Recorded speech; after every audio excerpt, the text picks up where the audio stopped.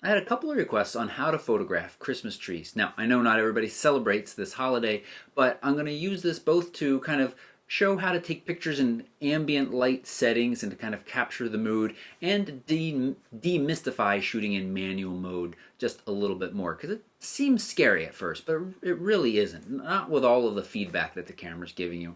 So right now I've got pretty bright video lights on so that I look good because that's what's important when I'm shooting these videos. But I've got this little Christmas tree here, or a little rosemary tree actually, with some tiny little lights on it. And first thing I'm going to do is I'm just going to, with the camera on auto, green A, camera makes all of the decisions other than what focal length to use because I can rotate that up there. I'm going to turn live view on just so I can get some framing. I usually probably wouldn't use live view and put my eye right up to the viewfinder, but the GoPro's in the way for that. So I'm going to find kind of a decent composition and half press the shutter to take a picture, and the flash pops up. So even though I feel like this room is fairly bright, it wants to fire the flash. And the resulting exposure, let's press info so you can see that nicer, and I'll throw that up on the screen now, is not great. Losing all kinds of ambient light, really just losing the mood of the Christmas tree. Excuse the piece of plywood in the back, we're moving some furniture bits around. Now, well, I can move the camera to the P mode. I push the flash down, put the camera on P mode, and now it won't pop up.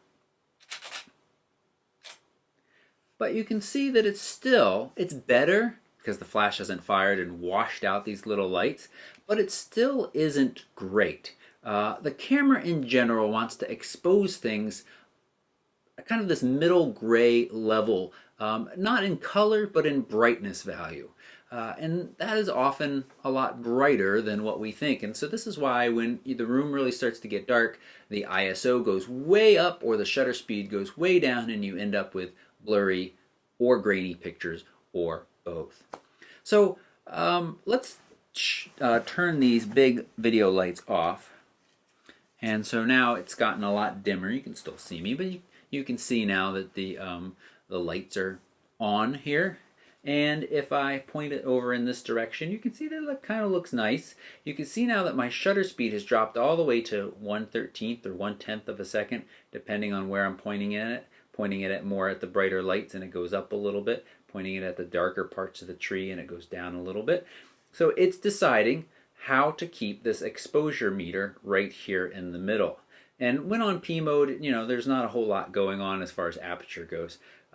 And I probably at the focal length I'm currently at, f4 is the widest aperture. So let's go to manual mode. And I've already set an ISO from before. I'm going to half press the shutter. And that gives you this little exposure indicator. It says right now if you took a picture, you are one stop below what I think you should be. I being the camera, not me. So, and I think that is going to actually be okay. But let's, for instance, just change that for a second. Let's say we thought ISO 1600 was too high. It's not really. But as we start to go down, watch the exposure simulation. This is one of the things I really like about the Canons. It's very easy to do this. They just do it. As you go down, that live view screen changes. And so now you can see we're just capturing the lights. And if I took a picture, it's going to look very similar to what we see right there. The camera, despite wanting to make things middle gray and saying your exposure is going to be way down here now, 3 stops underexposed, can't do anything about it. I've taken all control away from the camera because I put it on manual mode, so I'm in charge of ISO, I'm in charge of aperture, and I'm in charge of shutter speed. There's no other magic bits that can change an exposure unless you're letting the flash pop up. So let's go back in ISO and let's bring this back up to, let's compromise and go to 800. Now, shutter speed is currently selected. If I just move my little dial up here, I can lower my shutter speed, and you can see as I do that, the image slowly gets brighter and brighter. But what we're going to run into here now is some blur. Let's say we wanted it to be brighter.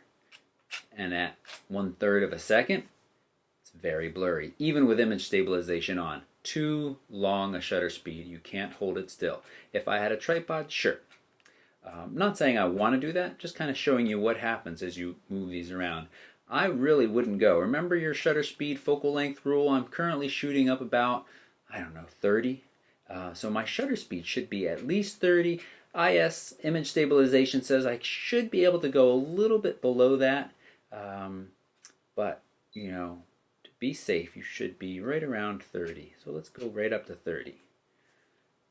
And I think that is a fairly nice exposure for the mood, but the framing's not great. So hang on a second here. I'm going to turn you all sideways. I'm using back button focusing. So I'm going to press this back button here to focus. Notice it gets brighter for a second. What the camera does is it ramps up ISO and just to make the scene as bright as possible so it can see, quote unquote, see and focus. Now I'm going to take a picture. And now it's bracing this camera on my elbow as well. And let's turn you right back side and press the play button. And then that looks fairly nice. Now I could go up ISO to 1600. And then that would let me go to a slightly faster shutter speed. Here, let's do this real quick. I'm going to go back here. I'm going to hit play. From this view, everything looks okay. But when you really want to take a critical photo and be careful about it, you really zoom in quick and then spend a few moments looking around. Is it sharp? Did you get any motion blur? And, you know, I think it's sharp enough. I don't see any major movement motion blur. So that's pretty good. But I can go up a little bit now because I raised my ISO, so I can increase my shutter speed to an even safer area. Do my focus again. Let's reframe a little nicer.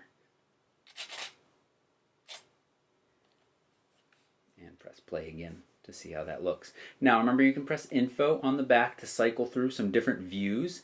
And so it's not telling me I shot this at 1/40th of a second, definitely within the safe range, f4.5, again, lowest aperture available to me with this lens currently.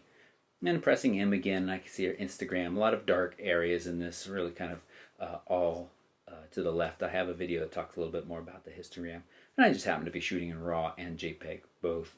So that's pretty much it. Let's throw the 40 on, just for an instance of, I really like to, you know, any chance I get to kind of share what a prime lens can do. And one of the things is, I said, excuse that piece of plywood in the back. Wouldn't it be nice to really isolate this tree, this subject here, from the back?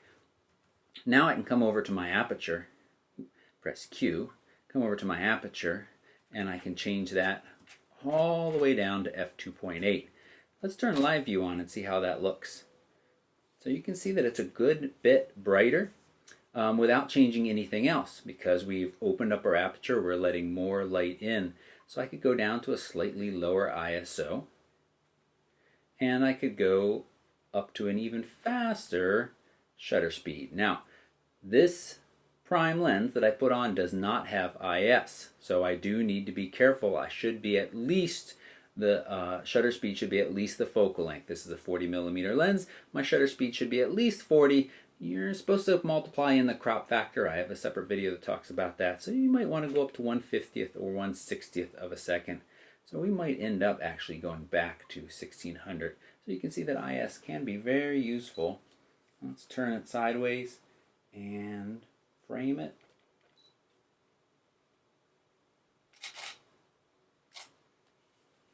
And press play again. So not a huge difference in the amount of background blur, but we should see some. I'll put the two up side by side. There's 4.5, 2.8. Yeah, it's certainly noticeable. And we can do some careful analysis of which one we think is better. So, that's how I generally approach. Let's turn the big lights back on. That's how I generally approach a scene. You know, first I set my aperture to kind of either isolate my subject or to capture the bigger view, and then I decide what my shutter speed needs to be to avoid blur, or if I've got either from handshake or my object, my subject is moving fast enough for that. I have a video that talks about shutter speed. And then I decide on what my ISO should be to get my exposure where I want it. Oftentimes my exposure is near the center or a little above center. I like those kind of bright looking images. But there are times, this is a perfect example, where you want that dot, that little exposure indicator, to be far below to kind of capture more of a mood or the ambient scene.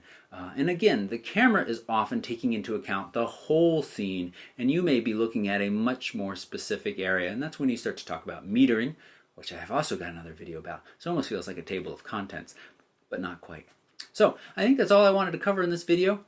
Hope that was helpful. If you've got any questions, leave a comment down below. Your questions are often my ideas or generate my ideas for shooting a new video, so I love to hear them all from you all. Thanks so much for watching, and if you haven't already, please subscribe. It's a very easy way to thank me for my time. Thank you.